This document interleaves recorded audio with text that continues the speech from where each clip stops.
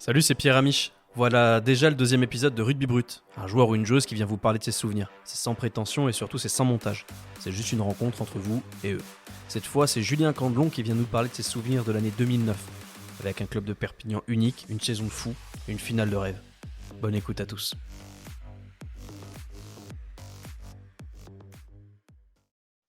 Au départ de la saison, historiquement, l'USAP a plus gagné depuis plus de 50 ans. Est-ce que c'est quelque chose que vous avez quelque part dans votre tête ou ce genre de malédiction, entre guillemets, concerne que les journalistes? Hem, mais déjà moi mon ancienneté, par rapport, au club, elle était d'une saison. Ce qui est sûr, c'est que les objectifs du club étaient tous les ans de figurer, parmi, les potentiels, heu équipes Ouais. à accéder aux phases finales et ensuite, les phases finales, c'est sûr que c'est toujours un objectif qui vient dans la continuité, c'est-à-dire, évidemment aller chercher un titre, mais c'était pas, à vrai dire, pour être honnête, moi je savais même pas que ça faisait si longtemps, que le club, n'avait pas été titré. C'était pas, c'est pas un objectif, de saison de dire, «Cette année, il faut être champion». Ouais. Chose qu'on entend de plus en plus dans les clubs. C'est vrai que c'était quelque chose, il fallait rester au plus haut niveau et essayer d'aller chercher, mieux que les années précédentes. Donc j'avais jamais ressenti, jusque-là, ce sentiment d'aller chercher quelque chose qui n'avait plus, qui n'était plus rentré dans la ville de Perpignan depuis très longtemps. L'effectif cette saison-là, c'est aussi un mélange quasi parfait entre des gens du cru, des purs Catalans. Je pense à Guillem Guirado, je pense à enfin voilà, on va pas refaire la liste complète, mais Pedro Pérez, David Marty, vraiment des Nicolas Mas, des gens du cru et des joueurs comme toi qui viennent finalement de pas très loin, mais qui viennent pas de Perpignan même. Mmh. Est-ce que cette identité catalane, c'est quelque chose qui s'attrape? Heu, oui, c'est quelque chose, disons que, quand tu arrives à Perpignan, et que tu as, cette identité, représentée par ces joueurs-là, quelque part tu dois te faire à l'identité t'imprégner de cette identité. Mon cas personnel est un peu différent puisque ça fait, plus de 20 ans que je suis marié à une Catalane.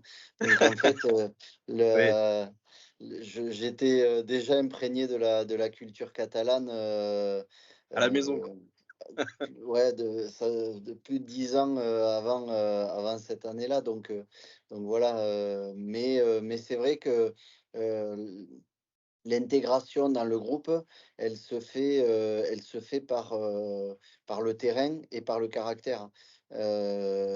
Donc c'est vrai que, il était, important quand on n'était pas, joueur catalan de montrer, de prouver, heu, aux autres joueurs, porteurs de l'identité que l'on méritait de porter ce maillot. Il y a 2 joueurs qui vont être recrutés, qui vont changer pour des raisons très différentes le visage de l'USAP, la crédibilité, l'image. D'abord, c'est Dan Carter. Forcément, quand toi tu es joueur de l'USAP et que tu apprends que Dan Carter, qui à l'époque est considéré comme la plus grande star du rugby, va jouer avec toi ou tu vas jouer avec lui. Est-ce que tu renoues avec le gosse que tu es? Tu te dis tu es excité comme un gamin ou non, là, c'est un peu de pression aussi? Et pour moi, il y a 2 temps. Le 1er temps, c'est, ce qui se passe la saison, précédente. C'est-à-dire que, Mmh. mi-saison précédente, on est 9e. C'est une saison qui, semble cauchemardesque et puis, il y a un rebond, qui se fait, dans la capitale et qui permet au club de de finalement faire une fin de saison en boulet de canon, puisque contre toute attente, on accède aux demi-finales, qu'on perd au Vélodrome contre Clermont, mais finalement tellement pas attendu que ça, Ils ont réussi. ça, c'est considéré comme une saison finalement réussie, avec un quart de finale de Coupe d'Europe. Donc en fait, on finit la saison sur cette ascension et derrière, on part en vacances. Et pendant nos vacances, on ouvre l'Indépendant, puisque c'est là qu'on l'a su. On ouvre l'Indépendant et on apprend que Dan Carter signe à Perpignan. C'est même pas va signer à Perpignan, parce que on sait ce que c'est aussi dans les villages. Euh, le peut-être, là, c'était affirmatif. Il n'y avait pas de conditionnel. Donc, évidemment, la première chose à laquelle on pense, c'est je vais peut-être avoir la chance d'évoluer avec le meilleur joueur du monde. Et après, chacun le ressent différemment. Moi, à titre personnel, ma carrière, c'est à la fois un individu qui vit au milieu de sa passion, au milieu de gens qui l'admirent et qui le respectent. Sur la grande partie de mon début de carrière, j'ai joué face à des gens que j'idolâtrais. Donc quelque part, c'était à la fois une attitude de supporter et une fierté et une envie de participer à sa venue. Donc, à titre personnel, et je pense que ça a été consciemment ou inconsciemment partagé, je pense que quand on sait que Dan Carter va jouer à l'USAP, je pense que déjà à ce moment-là, tout le monde monte un peu son curseur dans la préparation, dans l'implication et on l'a vu, quand Dan est arrivé, il y a eu une espèce de continuité de montée en puissance, si bien que, on a pu, acquérir une certaine confiance qui, lorsqu'il s'est blessé, beh, finalement, ça n'a pas eu d'impact sur notre rendement, puisque, on avait déjà tous élevé notre niveau d'exigence, notre niveau d'implication et ça se traduisait sur le terrain. L'autre joueur, on va peut-être en parler rapidement parce que lui aussi arrive, un style, on va dire une fame, une réputation pas tout à fait identique. C'est Max Mermoz, qui pourtant c'est un gosse, hein, qui arrive clairement. Il vient de Toulouse, ça s'est pas très bien passé et il s'impose comme un titulaire et comme un joueur très important.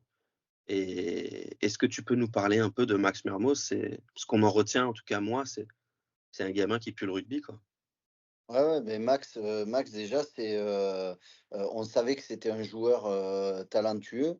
Il est arrivé avec pas mal d'humilité, mais beaucoup d'implication et, mmh, et voilà, c'est quelqu'un qui était revanchard parce que pour lui, ne pas avoir réussi à s'imposer à Toulouse, c'était quelque chose qui comptait pour lui.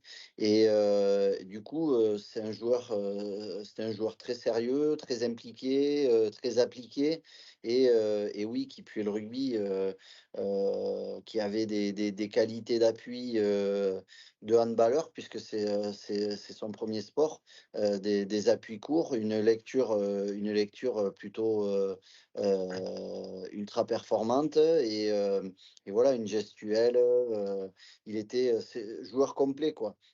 Joueur complet qui allait bien, en association, avec les profils qu'on avait, que ce soit David Marty qui était, le porteur quand même de l'identité, que ce soit Jean-Philippe Grand-Claude, qui avait, un profil beaucoup plus, attaque du milieu de terrain et donc du coup, il avait cette capacité à faire jouer autour de lui et l'association, alors la courte association avec Dan, a fonctionné, mais surtout son intégration s'est faite, c'est très bien faite et lui, c'est vrai que sur le terrain, cette année-là, il a été, il a été monstrueux.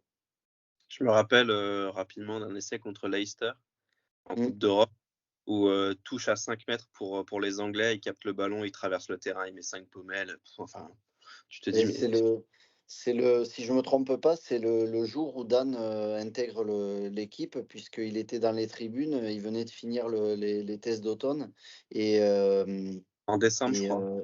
ouais, c'était en décembre, c'était le match aller et Dan jouait le match retour, et sur un fond de touche, ouais, il intercepte le ballon, il marque un essai de 90 mètres, et ouais, mais après voilà, c'était un joueur qui avait, vraiment, le sens du jeu, le sens de la lecture et aujourd'hui quand on l'écoute, dans ses commentaires, on sent quand même le côté tactique et technique, encore, au fond de lui.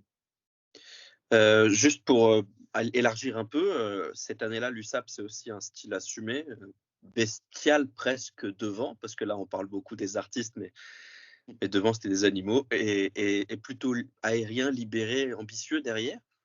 C'est un peu la recette de toute façon du succès de beaucoup d'équipes. Ce style-là, c'est aussi très offensif. Tu te retrouves, tu t'y retrouves toi dans cette équipe-là, dans ce style-là qui te permet finalement d'avoir un peu plus d'espace que dans d'autres formations? Beh, à vrai dire, le début de mon intégration, il avait été difficile, parce que justement, j'avais du mal à trouver ma place dans un collectif qui avait été renouvelé et dans lequel il a fallu faire ses preuves et c'est vrai que cette saison-là, le fait d'avoir, on avait une concurrence qui était très saine, au poste d'ailier puisque, grâce à nos résultats, le staff, pouvait faire des rotations, permanentes et donc on Tout avait le une monde concurrence qui nous maintenait, la fraîcheur, qui nous maintenait, aussi, ce petit, côté concurrentiel, mais au service de l'équipe et moi je m'y retrouvais, oui, parce qu'on avait une ligne de 3 quarts quand même qui était, très offensive. On avait quelques bouchées même au milieu du terrain, derrière, puisque je pense à Gavin Hume, qui était, un destroyer, impassable.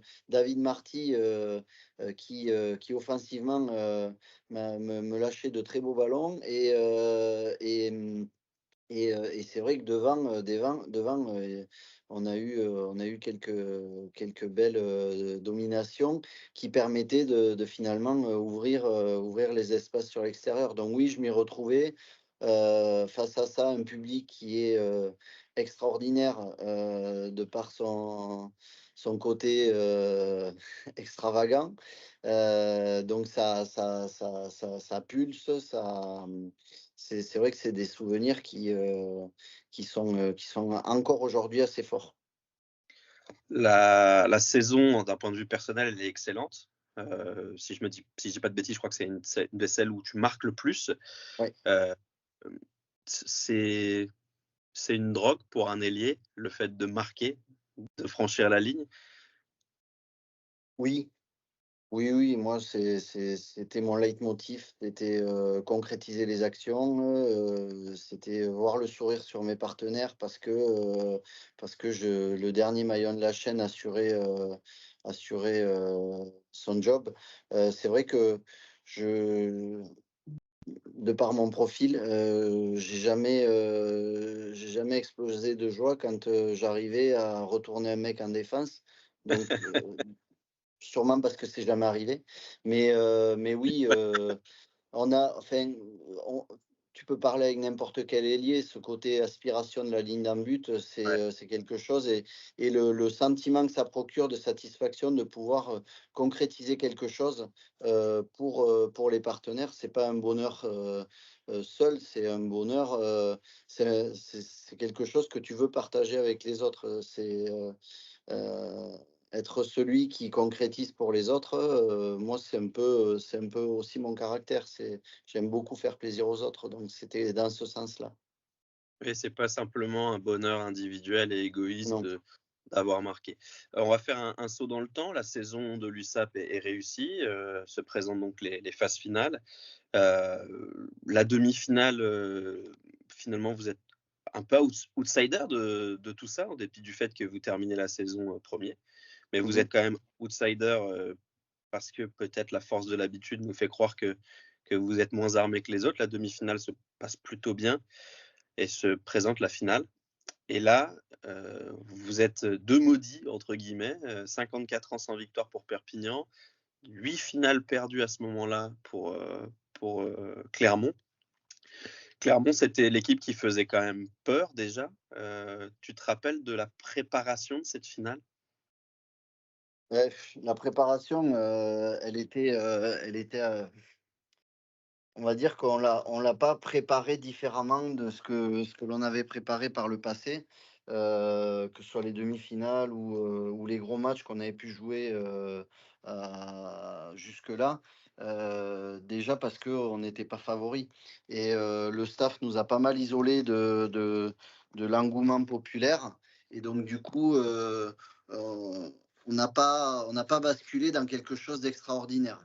On n'était pas favoris, on savait que Clermont, ne pouvait pas passer à côté de cette opportunité d'enfin, remporter un titre et au contraire, ça a un peu motivé les troupes de se dire: «Tiens, ce serait marrant de saisir cette opportunité parce que personne nous y voyait, quoi». Et puis c'est le côté un peu catalan, la catalanalité, le côté: «Ah!» Exactement. Est-ce que tu vas publier la vidéo ou pas? Sauf si tu me dis que ça te fait chier, Non, c'est mais juste que je dois me changer parce que dans moins d'une minute, je dois être, au bus. eh ben, on arrête ici, comme ça, OK. voilà. OK. Et et peut-être que, si tu as le temps plus tard, un autre jour, machin, on fera Ouais, juste, ouais, pour raconter la finale et je te montre, une vidéo de l'essai de la finale que tu me racontes et on OK. arrête là. Mais ce soir, Allez super, merci OK? Julien, À on tout se à reparle. l'heure. À tout à l'heure, merci. Julien, pour revenir à là où on s'est arrêté tout à l'heure, Mmh. il y a cette finale, donc Perpignan, Clermont, Mmh. la première finale de l'USAP depuis fort longtemps, et en face une équipe de Clermont qui sort pas de nulle part, mais presque, qui est pas encore le Clermont redoutable que vous allez recroiser l'année suivante. C'est leur troisième finale, je crois. Et attends, en quelle année? Attends, je mélange les époques, alors je veux pas faire de bêtises. On est en 2009, donc ils ont fait la finale 2007, 2008, 2009. On reprend. C'est une Mmh. équipe redoutable de Clermont qui signe sa troisième finale. Vous, ça fait longtemps que vous n'y êtes pas allé. Comment vous l'abordez, cette finale? Tu me disais tout à l'heure, c'était sans pression et avec l'envie de prouver que vous aviez votre place. C'est un peu ça Mais votre... déjà la dernière finale jouée, je crois que c'est 98 contre le Stade Français. Exactement. Donc il y avait peu de participants à cette finale. Donc pas d'esprit de revanche ou quoi que ce soit. La deuxième finale, que le club avait jouée entre les 2, c'était une finale de coupe d'Europe contre le Stade Toulousain en 2004, qui avait été, perdue. Je crois de mémoire que David Marty et Nicolas Mas, étaient de cette aventure. Donc pour le coup, il y avait quand même, beaucoup de joueurs d'expérience, mais peu de joueurs qui portaient le poids de l'histoire du club, sur cet aspect-là. Donc oui, l'esprit assez, libéré parce que quand on arrive en finale, il faut plus se poser de questions et encore une fois, tous les projecteurs étaient orientés sur Clermont qui, avait perdu, si je me trompe pas, avait perdu contre le Stade Toulousain, contre le Stade Français, je crois, les finales précédentes et tout le monde, s'accordait à dire que c'était sûrement la finale la plus facile à jouer pour eux, vu la qualité, de leur adversaire. Donc quelque part, on n'a pas été, assommés par la pression et le choix du staff de nous isoler déjà, avant les demi-finales, en en Cerdagne, à Matemal pour se couper un petit peu de l'engouement, notamment tout ce qui était lié à la billetterie parce que, en allant s'entraîner au stade tous les jours, on savait qu'on allait, se rendre compte de l'ampleur de l'événement. Alors qu'en montant en Cerdagne, à part les bovins, et les habitants, et peut-être aussi les chèvres qu'on a un peu malmenées, gentiment, sur cette période-là, on s'est quand même assez isolé de cette ferveur populaire. Cette finale, pour, vraiment faire, un focus sur, le 15 de départ de cette équipe perpignanaise. On l'a dit, il y a pas Dan Carter qui est pété. Il y a pas Nathan Heinz aussi Mmh. qui est l'un des fers de lance, du pack, catalan. Et pourtant, que ce soit, l'entame de match ou la construction, on sent que Perpignan, est sûr de ses forces. À la pause, vous êtes menés, mais on a l'impression que vous rivalisez, vous faites même plus que ça face à Clermont. Mais moi, je joue un rôle important dans cette entame de match, puisque d'entrée de match, on perd un ballon, je loupe un plaquage sur Benoît Babi qui me met un 4 deb, et derrière, la classique ruck, ballon à Brock James, diagonale au pied sur Nalaga, essai d'entrée. Donc, Belle entame. je peux voilà, je pouvais pas mieux démarrer cette finale. Et du coup, c'est vrai que c'est vrai que la confiance, aurait dû, finalement basculer assez rapidement côté clermontois. Mais on colle quand même, on colle à la mi-temps. Je crois qu'on est à 10-6, si je me trompe pas, à la mi-temps. Et c'est vrai que il s'était à part cette action, il s'était rien passé de trop dangereux. Donc, finalement, j'ai participé à mettre un peu d'animation dans cette, 1re mi-temps. Et moi, je me souviens, alors, c'est vrai que le discours, on l'a entendu, qu'après le match, mais je sais que David Marty, au micro de Philippe Guillard, avait, affiché, plutôt, de la confiance, en annonçant qu'assez rapidement, dans la deuxième mi-temps, on reprendrait le contrôle de cette partie et on l'emporterait. Et c'est vrai que quand on est rentré au vestiaire, il n'y a pas eu d'affolement, il y a pas le sentiment que l'événement était trop gros pour nous. Et à l'image de la saison, c'est des saisons où ton groupe, il est peut-être pas le meilleur, groupe de toutes les équipes, de tous les prétendants. Mais par contre, il y avait une ambiance dans le groupe, qui faisait que, on était, très soudés, et donc il y avait une confiance collective qui était très forte. Donc dans le vestiaire à la mi-temps, pas d'affolement, personne qui se regardait les chaussures, beaucoup de détermination. Et même, à titre personnel, quand tu démarres comme ça une finale, tu te dis, «Je Bah, vais tu plomber te mon trompais. groupe», et très vite, j'ai senti que le groupe serait là pour moi. Et ça s'est traduit par ce qui s'est passé en deuxième mi-temps. En deuxième mi-temps, ça a tapé fort, mais ça a été vraiment, enfin, un contrôle quand même, je trouve, dans une maîtrise, avec cet essai de David Marty qui finalement nous permet de prendre de l'avance. Jérôme Porical qui Qui est avait le énorme. pied très chaud, et voilà, et un paquet d'avant, qui a plutôt bien tenu son sujet. Après, il y a une anecdote par rapport à l'avant-match, parce que, je sais pas si tu vas pouvoir t'en servir, mais nous, on n'arrêtait pas de brancher les avants. Bon, ça, je pense que c'est un truc qui traverse le temps. Oui. Et en fait, la veille, non, le jour de la finale, il y a un Mac de l'équipe, qui sort avec, tout le paquet d'avant de Clermont, avec des photos un peu en noir et blanc. Ils sont sur des Harley Davidson, il y a un truc du style, «On était trop gentils, on est devenus méchants, on a compris». Et les 3/4 avec en fer de lance. Je pense que David Marty était à l'initiative. Il a jeté le magazine sur la table au petit déjeuner et il a dit apparemment, vous allez vous faire casser la gueule ce soir.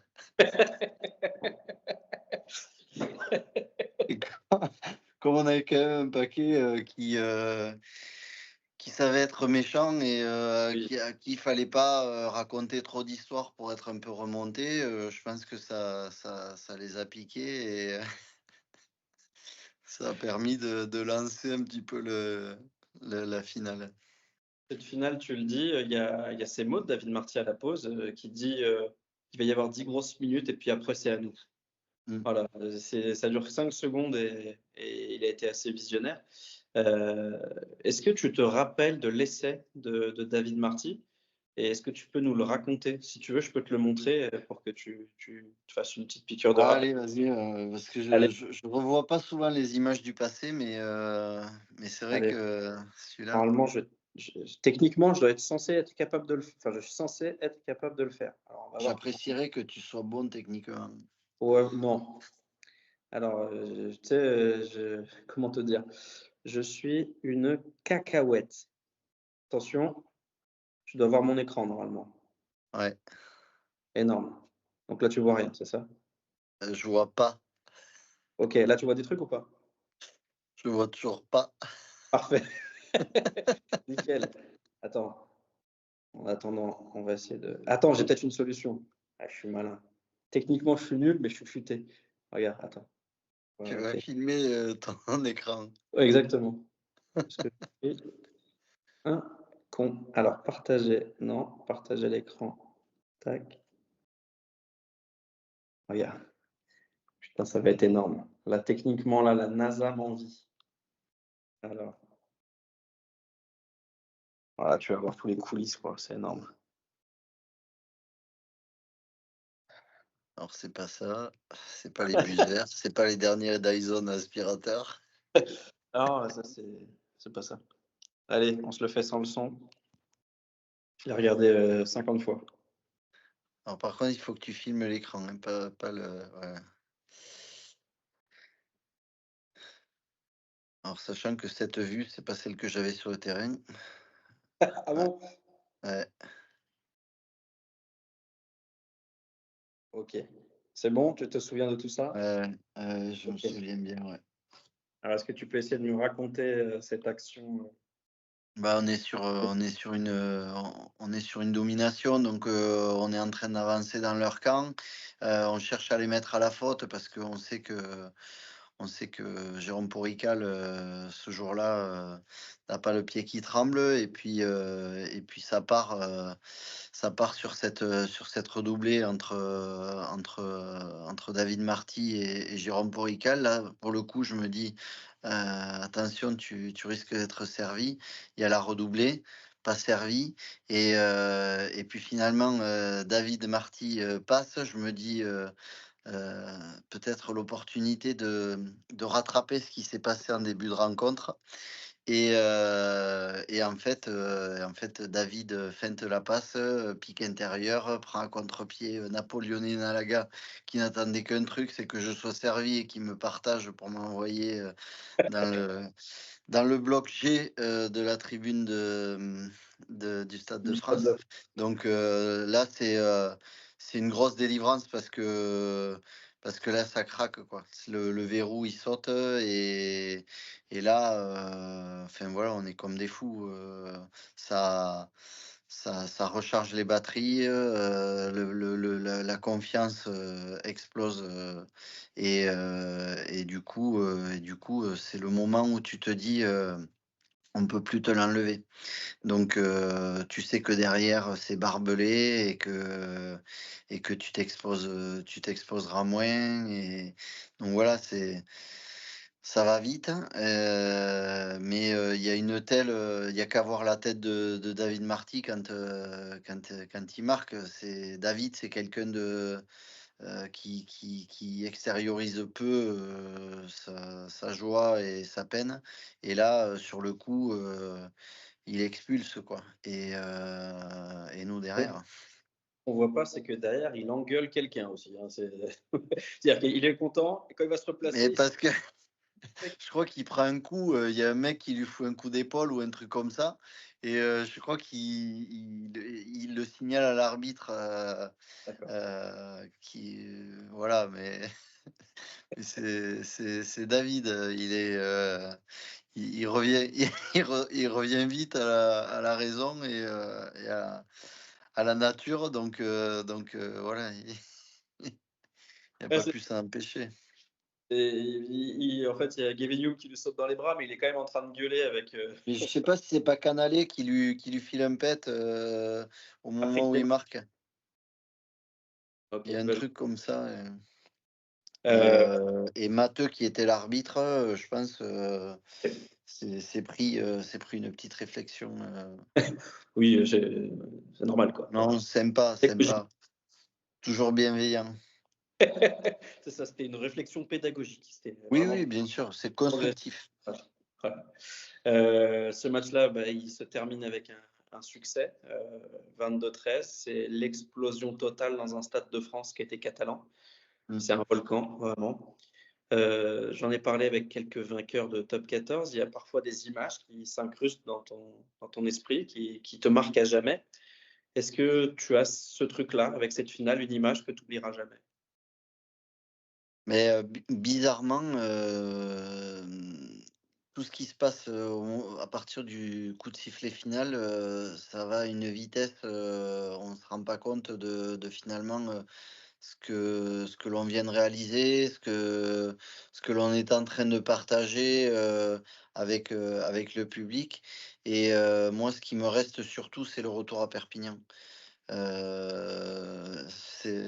C'est marrant parce que j'en parlais, il y a 10 minutes avec quelqu'un qui me posait des questions sur sur, justement le passé et le retour à Perpignan, je crois que c'est quelque chose, qui est à l'image de ce qu'on était et en gros, le club n'avait pas forcément, soit les moyens, soit, l'ambition de louer un bus à Impérial. Donc on est arrivé à l'aéroport de Perpignan et donc on est monté dans un bus fermé et on attaque, on sort de l'aéroport et escorté par la police et sur une inspiration de Henri Touilhagui, qui a ouvert la trappe du toit. Vous êtes tous montés sur Heu, le on est tous montés sur le toit. Du coup, le bus s'est mis à rouler à 10-15 km/h parce qu'évidemment, au premier coup de patin, on glissait tous, devant le pare-brise. Donc on était assis, pour certains au bord, donc avec les pieds qui pendaient devant, le chauffeur et tous les joueurs étaient sur le bus. Donc de l'aéroport de Perpignan jusqu'à la place du Castillet, ça fait un peu de borne.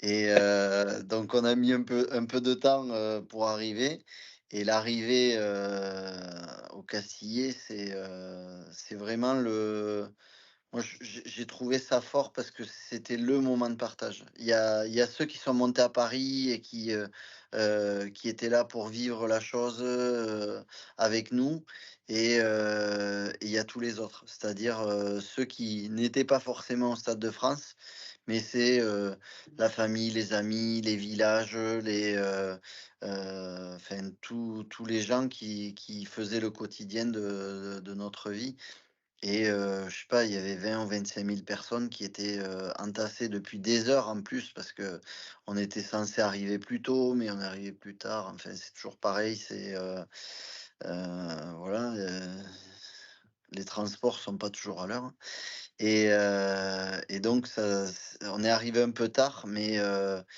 c'est là que tu es en connexion avec la passion des gens et tu partages et c'est vrai que un titre, hein, si tu le partages pas, finalement, il reste pas grand-chose. Là, à chaque fois que je parle de notre arrivée au Castillet, j'ai des émotions qui me viennent parce que c'était vraiment, exceptionnel et c'est un truc que tu vis, une fois dans ta vie ou alors, Ou alors tu Ou peux alors ou alors tu es au Stade Toulousain et ça arrive tous les ans. Mais c'est vrai que j'avais vécu, un peu, différemment et à distance, ces épopées toulousaines, quand j'y étais.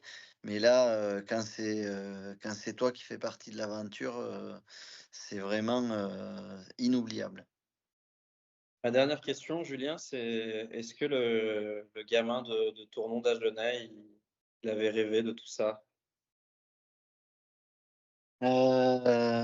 Écoute, le gamin de Tournon, il rêvait de il rêvait pas de tout ça, il rêvait de rugby, mais c'est vrai que j'ai jamais, rêvé je rêvais de jouer en première à Tournon et ça, c'était quand j'étais gamin et puis, j'ai toujours cru que tout ça m'était inaccessible et à chaque fois que je franchissais une étape dans ma vie, j'étais toujours, le gabarit atypique, celui qui, devait prouver, un peu trop déconneur, un peu de ci, un peu là et en fait, à chaque fois, la curiosité d'aller explorer des nouvelles choses et quand on s'y retrouve, honnêtement, je te disais tout à l'heure, j'ai le sentiment que ma carrière, j'ai vécu,